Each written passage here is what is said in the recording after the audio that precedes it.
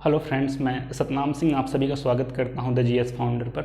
और मुझे पूरी उम्मीद है कि आप लोग जहां पे भी होंगे अपने परिवार के साथ सुरक्षित होंगे, महफूज होंगे और आप लोगों की पढ़ाई शानदार तरीके से चल रही होगी। साथ में लॉकडाउन का फ़ायदा भी आप लोग खूब उठा रहे होंगे। बहरहाल दोस्तों, हम लोग लास्ट क्लास में मराठा साम्राज्य, मराठा एम्पायर की शुरुआत किए थे, जो कि आधुनिक भारत का एक टॉपिक है।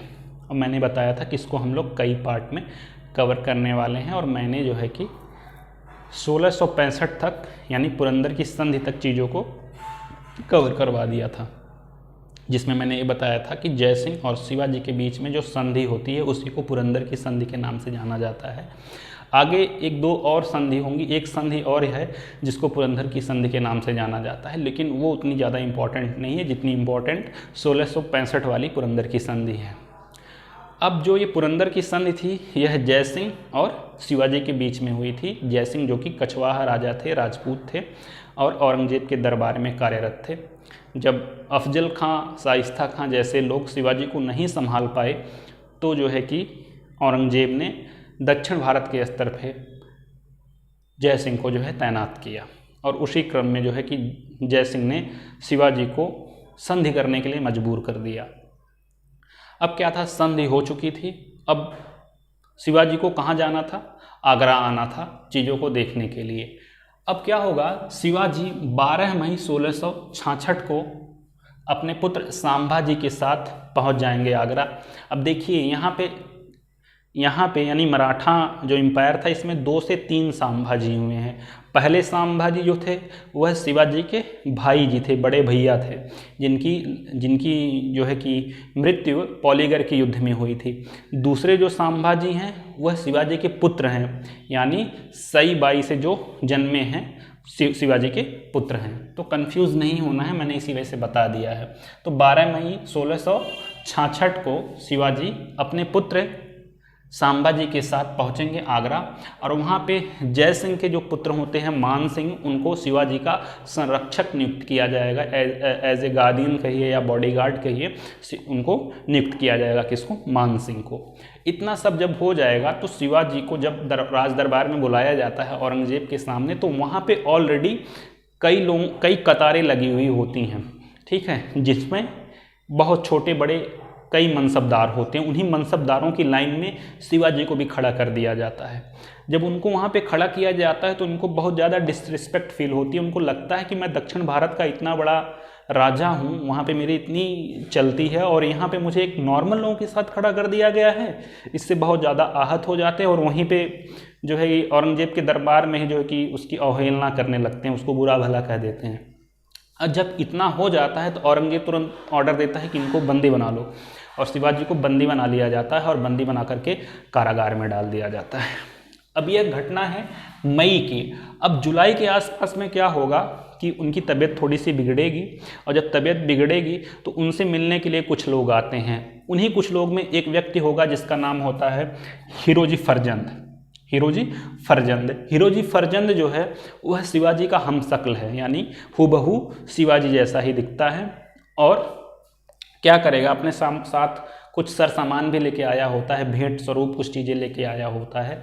तो क्या करेगा कि शिवाजी से मिलेगा और सब्स्टिट्यूट कर लेगा, यानी अदल बदल कर लेगा। उनके वस्त्र खुद पहन लेगा और अपने वस्त्र उनको पहना देगा। अब हमशक्ल है ही तो लोगों को लगता है शिवाजी तो अभी हैं, अंदर ही हैं। और शिवाजी हीरोजी फरजंद बन करके बाहर निकल आते हैं और वहाँ पे फलों की टोकरी में छुप करके जो है कि आगरा के किले से निकल जाते हैं।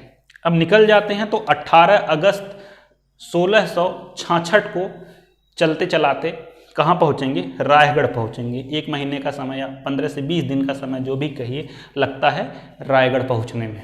अब रायगढ़ जब पहुँच जाएंगे, वहाँ से फिर ये क्या करेंगे, औरंगजेब को पत्र लिखेंगे, खत लिखेंगे। किस चीज़ के लिए? संधि के लिए। अब क्या करेगा, औरंगजेब भी संधि के लिए राजी हो जाता है। कहता है कि शिवाजी आपको जैसे देखना है दक्षिण भारत के स्तर पे वैसे चीज़ों को देखिए। और यहाँ पे जो चीज़ थी, यहाँ क्योंकि शिवाजी अब भाग चुके थे। अब भागे कैसे थे? जैसा कि फलों की टोकरी में छुप करके, और किसी को पता नहीं चला। और जिम्मेदारी किसकी थी? मान सिंह की थी। मान सिंह जो थे वो जय सिंह के पुत्र हैं। अब यहीं पे क्या होगा कि राजपूतों में और मुगलों में भी धीरे से एक दरार पड़नी शुरू हो जाएगी। औरंगजेब को लगता है कि मान सिंह को सुरक्षा की गारंटी दी गई थी शिवाजी की, ठीक है, और हो सकता है मान सिंह ने ही शिवाजी को भगाने में कुछ मदद की हो, भागने में मदद की हो।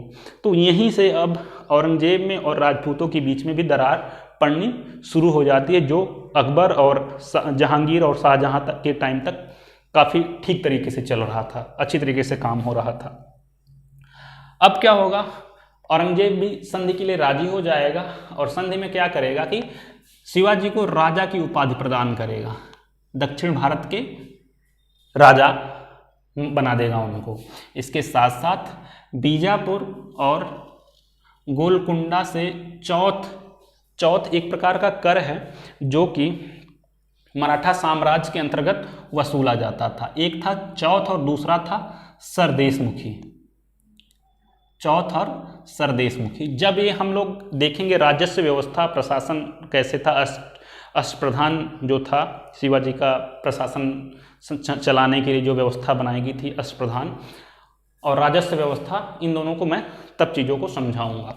तो चौथ और सरदेशमुखी अभी तक के लिए ही जान लीजिए कि चौथ और सरदेशमुखी एक प्रकार का एक कर था जो कि मराठा साम्राज्य के अंतर्गत वसूला जाता था। यह प्रश्न कई बार पूछा हुआ है कि सरदेशमुखी किस साम्राज्य के अंतर्गत या किस राजा द्वारा वसूला जाता था।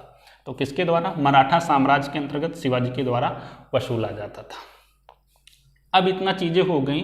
इसके बाद 1774 का समय आ गया और रायगढ़ के किले में ही क्या होगा, शिवाजी का राज्याभिषेक किया जाएगा। राज्याभिषेक करने के लिए, कोरोनेशन करने के लिए काशी से एक पंडित बुलाए जाएंगे जिनका नाम होता है विशेश्वर, पंडित विशेश्वर। और राज्याभिषेक जब उनका होगा तो शिवाजी क्या करेंगे, हिंदू धर्म उद्धारक और छत्रपति जैसी उपाधियां धारण करेंगे। हिंदू धर्म उद्धारक का मतलब हिंदू धर्म का उद्धार करने वाला, छत्रपति का मतलब, छत्र मतलब होता है छतरी और पति का अर्थ होता है मालिक या मास्टर। तो जिसके छत्र छाया में सारी जनसंख्या का या जो भी प्रजा है वो फले फूले ठीक तरीके से अपना जीवन गुजर बसर करे खुशहाली के साथ। तो छत्रपति की उपाधि ली किसने? शिवाजी ने।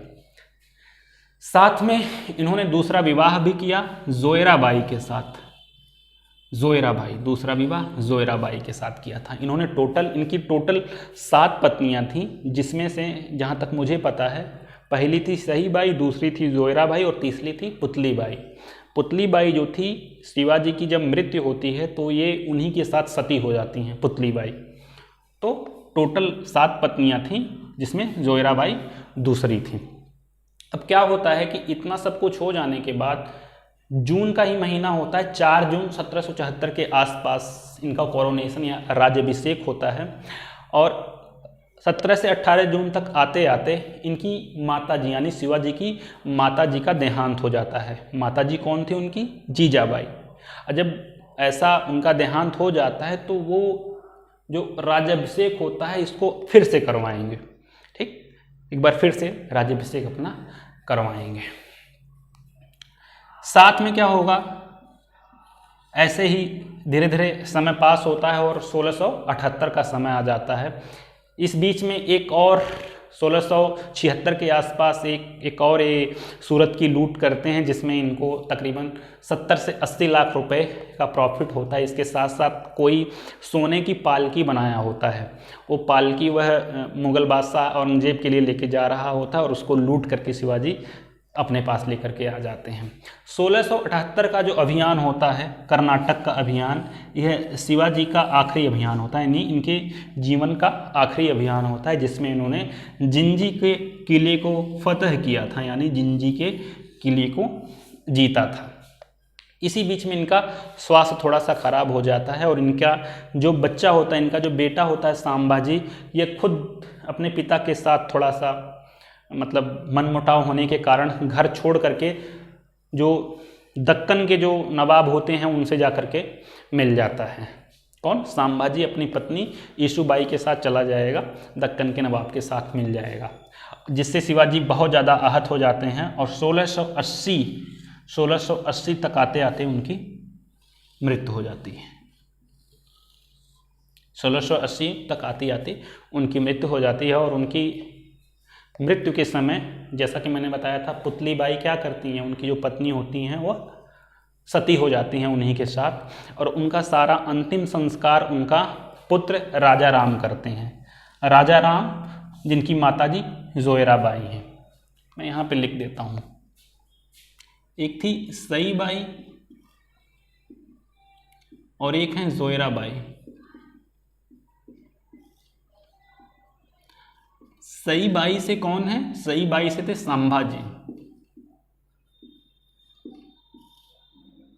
और जोयरा बाई से थे राजा राम। राजा राम ने क्या किया था? सारा अंतिम संस्कार किया था शिवाजी के मृत्यु उपरांत।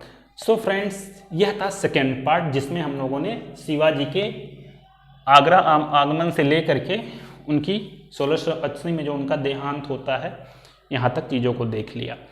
मुझे पूरी उम्मीद है कि मैंने चीज़ों को समझा दिया होगा, और आप लोग को जहाँ भी प्रॉब्लम, अगर कहीं पे कुछ दिक्कत परेशानी हुई है तो आप लोग उसको कमेंट कीजिएगा। मैं नेक्स्ट टाइम से उसको और भी अच्छी तरीके से बोलूँगा और उस जिस पॉइंट को आप लोग कमेंट करेंगे उसको भी क्लियर कर दूँगा।